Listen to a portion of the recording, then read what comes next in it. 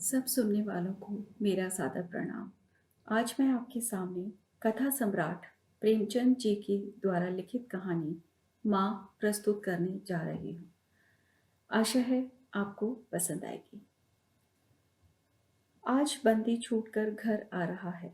करुणा ने एक दिन पहले ही घर लीप पोत रखा था। इन 3 वर्षों में उसने कठिन तपस्या करके जो 10-5 रुपए जमा कर रखे थे, वह सब पति के सत्कार और स्वागत की तैयारियों में खर्च कर दिए। पति के लिए धोतियों का जोड़ा लाई थी, नए कुर्ते बनवाए थे, बच्चे के लिए नए कोट और टोपी की आयोजना की थी। बार बार बच्चे को गले लगाती और प्रसन्न होती। अगर इस बच्चे ने सूर्य की भांति उदय होकर उसके अंधेरे जीवन को प्रदीप्त न कर दिया होता, तो कदाचित ठोकरों ने उसके जीवन का अंत कर दिया होता। पति के कारावास दंड के 3 ही महीने बाद इस बालक का जन्म हुआ। उसी का मुंह देख देख कर करुणा ने यह 3 साल काट दिए थे। वह सोचती, जब मैं बालक को उनके सामने ले जाऊंगी तो वह कितने प्रसन्न होंगे। उसे देखकर पहले तो चकित हो जाएंगे, फिर गोद में उठा लेंगे और कहेंगे, करुणा, तुमने ही यह रत्न देकर मुझे निहाल कर दिया। कैद के सारे कष्ट बालक की तोतली बातों में भूल जाएंगे। उसकी एक सरल, पवित्र, मोहक दृष्टि हृदय की सारी व्यथाओं को धो डालेगी। इस कल्पना का आनंद लेकर वह फूली न समाती थी। वह सोच रही थी, आदित्य के साथ बहुत से आदमी होंगे। जिस समय वह द्वार पर पहुंचेंगे, जय जय शंकर की ध्वनि से आकाश गूंज उठेगा। ओह, वह कितना स्वर्गीय दृश्य होगा। उन आदमियों के बैठने के लिए करुणा ने एक फटा सा टाट बिछा दिया था, कुछ पान बना दिए थे और बार बार आशयमय नेत्रों से द्वार की ओर ताकती थी। पति की वह सुदृढ़, उदार, तेजपूर्ण मुद्रा बार बार आंखों में फिर जाती। उनकी वे बातें बार बार याद आती जो चलते समय उनके मुख से निकली थी। उनका वह धैर्य, वह आत्मबल जो पुलिस के प्रहारों के सामने भी अटल रहा था, वह मुस्कुराहट जो उस समय भी उनके अधरों पर खेल रही थी, वह आत्माभिमान जो उस समय भी उनके मुख से टपक रहा था, क्या करुणा के हृदय से कभी विस्मृत हो सकता था? उनका स्मरण आते ही करुणा के निस्तेज मुख पर आत्मगौरव की लालिमा छा गई। यही तो वह आलंबन था जिसने इन 3 वर्षों के घोर यातनाओं में भी उसके हृदय को आश्वासन दिया था। कितनी ही रातें फांकों से गुजरी, बहुधा घर में दीपक जलने की नौबत भी न आती थी, पर दीनता के आंसू कभी उसकी आंखों से न गिरे। आज उन सारी विपत्तियों का अंत हो जाएगा। पति के प्रगाढ़ आलिंगन में वह सब कुछ हंसकर झेल लेगी। वह अनंत निधि पाकर फिर उसे कोई अभिलाषा न रहेगी। गगन पथ का चिरगामी पथिक लपका हुआ विश्राम की ओर चला जाता था, जहां संध्या ने सुनहरी फर्श सजाया था और उज्जवल पुष्पों की सेज बिछा रखी थी। उसी समय करुणा को एक आदमी लाठी टेकता आता दिखाई दिया, मानो किसी जीर्ण मनुष्य की वेदना ध्वनि हो। पग पग पर रुककर खांसने लगता था। उसका सिर झुका हुआ था, करुणा उसका चेहरा न देख सकती थी, लेकिन चाल ढाल से कोई बूढ़ा आदमी मालूम होता था। पर एक क्षण जब वह समीप आ गया तो करुणा उसे पहचान गई।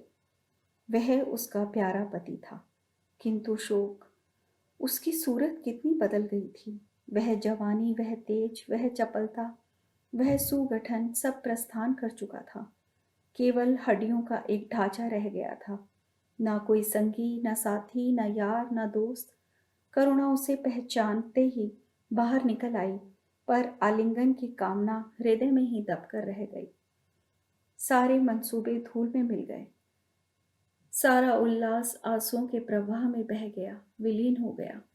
आदित्य ने घर में कदम रखते ही मुस्कुराकर करुणा को देखा, पर उस मुस्कान में वेदना का एक संसार भरा हुआ था। करुणा ऐसी शिथिल हो गई, मानो हृदय का स्पंदन रुक गया हो। वह फटी हुई आंखों से स्वामी की ओर टकटकी बांधे खड़ी थी, मानो उसे अपनी आंखों पर अब भी विश्वास न आता हो। स्वागत या दुख का कोई भी एक शब्द उसके मुंह से ना निकला। बालक भी उसकी गोद में बैठा हुआ सहमी आंखों से इस कंकाल को देख रहा था और माता की गोद में चिपटा जाता था। आखिरकार उसने कातर स्वर में कहा, यह तुम्हारी क्या दशा है, बिल्कुल पहचान ही नहीं जाते। आदित्य ने उसकी चिंता को शांत करने के लिए मुस्कुराने की चेष्टा करके कहा, कुछ नहीं, जरा दुबला हो गया हूँ। तुम्हारे हाथों का भोजन पाकर फिर स्वस्थ हो जाऊंगा। करुणा, छी, छूक सूख कर काटा हो गए हो। क्या वहां भरपेट भोजन भी ना मिलता? तुम कहते थे राजनीतिक आदमियों के साथ बड़ा अच्छा व्यवहार किया जाता है, और वह तुम्हारे साथी क्या हो गए जो तुम्हें आठों पहर घेरे खड़े रहते थे और तुम्हारे पसीने की जगह खून बहाने को तैयार थे।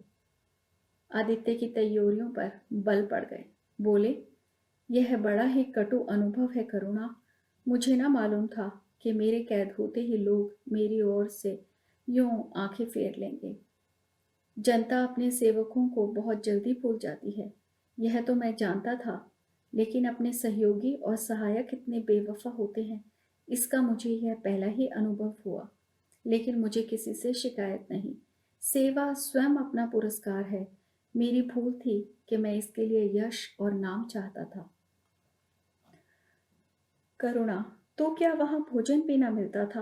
आदित्य, यह ना पूछो करुणा, बड़ी करुण कथा है। बस यही गनीमत समझो कि जीता लौट आया। तुम्हारे दर्शन बदे थे। नहीं, कष्ट तो ऐसे ऐसे उठाए कि अब तक तो मुझे प्रस्थान कर जाना चाहिए था। अब मैं जरा लेटूंगा, खड़ा नहीं रहा जाता। दिन भर में इतनी दूर आया हूं। करुणा, चलकर कुछ खा लो और आराम से लेटो। बालक को गोद में उठाकर उससे बोली, बाबूजी हैं बेटा, तुम्हारे बाबूजी। इनकी गोद में जाओ, तुम्हें प्यार करेंगे। आदित्य ने आंसू भरी आंखों से बालक को देखा और उनका एक एक रोम उनका तिरस्कार करने लगा। अपनी जीर्ण दशा पर उन्हें कभी इतना दुख न हुआ था। ईश्वर की असीम दया से यदि उनकी दशा संभल जाती तो वह फिर कभी राष्ट्रीय आंदोलनों के समीप न जाते। इस फूल से बच्चे को यूं संसार में लाकर दरिद्रता और दीनता की आग में झोंकने का उन्हें क्या अधिकार था? वह अब लक्ष्मी की उपासना करेंगे और अपना शुद्र जीवन बच्चे के लालन पालन के लिए अर्पित कर देंगे। उन्हें उस समय ऐसा ज्ञात हुआ कि बालक ने उन्हें उपेक्षा की दृष्टि से देखा, मानो कह रहा है कि मेरे साथ आपने कौन सा कर्तव्य पालन किया। उनकी सारी कामना, सारा प्यार बालक को हृदय से लगा लेने के लिए अधीर हो उठा, पर हाथ फैला न सके। हाथों में शक्ति ही ना थी। करुणा बालक को लिए हुए उठी और थाली में कुछ भोजन निकाल कर लाई। आदित्य ने क्षुद्रापूर्ण नेत्रों से थाली की ओर देखा, मानो आज बहुत दिनों के बाद कोई खाने की चीज सामने आई है।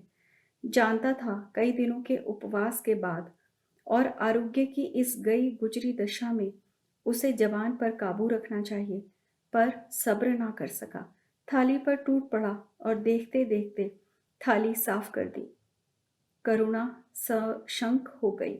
उसने दोबारा किसी चीज के लिए ना पूछा, थाली उठाकर चली गई, पर उसका दिल कह रहा था, इतना तो यह कभी ना खाते थे। करुणा बच्चे को कुछ खिला रही थी कि एकाएक कानों में आवाज आई, करुणा। करुणा ने आकर पूछा, क्या तुमने मुझे पुकारा है? आदित्य का चेहरा पीला पड़ गया था। सांस जोर जोर से चल रही थी। हाथों के सहारे वहीं टाट पर लेट गए थे। करुणा उनकी यह हालत देखकर घबरा गई। बोली, जाकर किसी वैद्य को बुला लाऊं? आदित्य ने हाथ के इशारे से उसे मना करके कहा, व्यर्थ है करुणा, अब तुमसे क्या छिपाना। मुझे सिल हो गया है, कई बार मरते मरते बच गया हूँ। तुम लोगों के दर्शन बदे थे, इसलिए प्राण ना निकलते थे। देखो प्रिय, रो मत। करुणा ने सिसकियों को दबाते हुए कहा, मैं वैद्य जी को लेकर अभी आती हूँ। आदित्य ने फिर सिर हिलाया, नहीं करुणा, केवल मेरे पास बैठी रहो। अब किसी से कोई आशा नहीं है, डॉक्टरों ने जवाब दे दिया। मुझे तो यही आश्चर्य है, यहाँ पहुंच कैसे गया। ना जाने कौन सी देवीय शक्ति मुझे वहां से खींच लाए। कदाचित यह इस बुझते हुए दीपक की अंतिम झलक थी। आह, मैंने तुम्हारे साथ बड़ा अन्याय किया। इसका मुझे हमेशा दुख रहेगा। मैं तुम्हें कोई आराम ना दे सका, तुम्हारे लिए कुछ ना कर सका, केवल सुहाग का दाग लगाकर और एक बालक के पालन का भार छोड़कर जा रहा हूँ। ओह! करुणा ने हृदय को दृढ़ करके कहा, तुम्हें कहीं दर्द तो नहीं हो रहा है? आग बना लाऊं? कुछ बताते क्यों नहीं? आदित्य ने करवट बदल कर कहा, कुछ करने की जरूरत नहीं है प्रिय, कहीं दर्द नहीं। बस ऐसा मालूम हो रहा है, दिल बैठा जाता है और मैं पानी में डूबा जाता हूँ। जीवन की लीला समाप्त हो रही है। दीपक को बुझते हुए देख कह नहीं सकता कब आवाज बंद हो जाए। जो कुछ पूछना है, जो कुछ कह डालना चाहता हूँ, क्यों वह लालसा से जाऊं? मेरे एक प्रश्न का जवाब दोगी? पूछूं? करुणा के मन की सारी दुर्बलता, सारा शोक, सारी वेदना मानो लुप्त हो गई और उनकी जगह उस आत्मबल का उदय हुआ जो मृत्यु पर हंसता है और विपत्ति के सांपों से खेलता है। रतन जड़ित मखमली मयान में जैसे तेज तलवार छिपी रहती है, जल के कोमल प्रवाह में जैसे असीम शक्ति छिपी रहती है, वैसे ही रमणी का कोमल हृदय साहस और धैर्य को अपनी गोद में छिपाए रहता है। क्रोध जैसे तलवार को बाहर खींच लेता है, विज्ञान जैसे जल शक्ति का उद्घाटन कर लेता है, वैसे ही प्रेम रमणी के साहस और धैर्य को प्रदीप्त कर देता है। करुणा ने पति के सिर पर हाथ रखते हुए कहा, पूछते क्यों नहीं प्यारे? आदित्य ने करुणा के हाथों के कोमल स्पर्श का अनुभव करते हुए कहा, तुम्हारे विचार में मेरा जीवन कैसा था? बधाई के योग्य? देखो, तुमने मुझसे कभी पर्दा नहीं रखा। इस समय भी स्पष्ट ही कहना, तुम्हारे विचार में मुझे अपने जीवन पर हंसना चाहिए या रोना चाहिए? करुणा ने उल्लास के साथ कहा, यह प्रश्न क्यों करते हो प्रियतम? क्या मैंने तुम्हारी कभी उपेक्षा की है? तुम्हारा जीवन देवताओं का सा जीवन था, निस्वार्थ, निर्लिप्त और आदर्श। विघ्न बाधाओं से तंग आकर मैंने तुम्हें कितनी ही बार संसार की ओर खींचने की चेष्टा की, पर उस समय मैं मन में जानती थी कि मैं तुम्हें ऊंचे आसन से गिरा रही हूँ। अगर तुम माया मोह में फंसे होते तो कदाचित मेरे मन को अधिक संतोष होता, लेकिन मेरी आत्मा को वह गर्व और उल्लास न होता जो इस समय हो रहा है। मैं अगर किसी को बड़े से बड़ा आशीर्वाद दे सकती हूँ तो वह यही होगा कि उसका जीवन तुम्हारे जैसा हो। यह कहते कहते करुणा का आभाहीन मुखमंडल ज्योतिमय हो गया, मानो उसकी आत्मा दिव्य हो गई हो। आदित्य ने सगर्व नेत्रों से करुणा को देखकर कहा, बस अब मुझे संतोष हो गया। करुणा, इस बच्चे की ओर से मुझे कोई शंका नहीं। मैं उसे इससे अधिक कुशल हाथों में नहीं छोड़ सकता। मुझे विश्वास है कि जीवन का यह ऊंचा और पवित्र आदर्श सदैव तुम्हारे सामने रहेगा। अब मैं मरने को तैयार हूँ। 7 वर्ष बीत गए। बालक प्रकाश अब 10 साल का रूपवान, बलिष्ठ और प्रसन्न मुख कुमार था। बला का तेज, साहसी और मनस्वी। भय तो उसे छू भी ना गया था। करुणा का हृदय उसे देखकर शीतल हो जाता।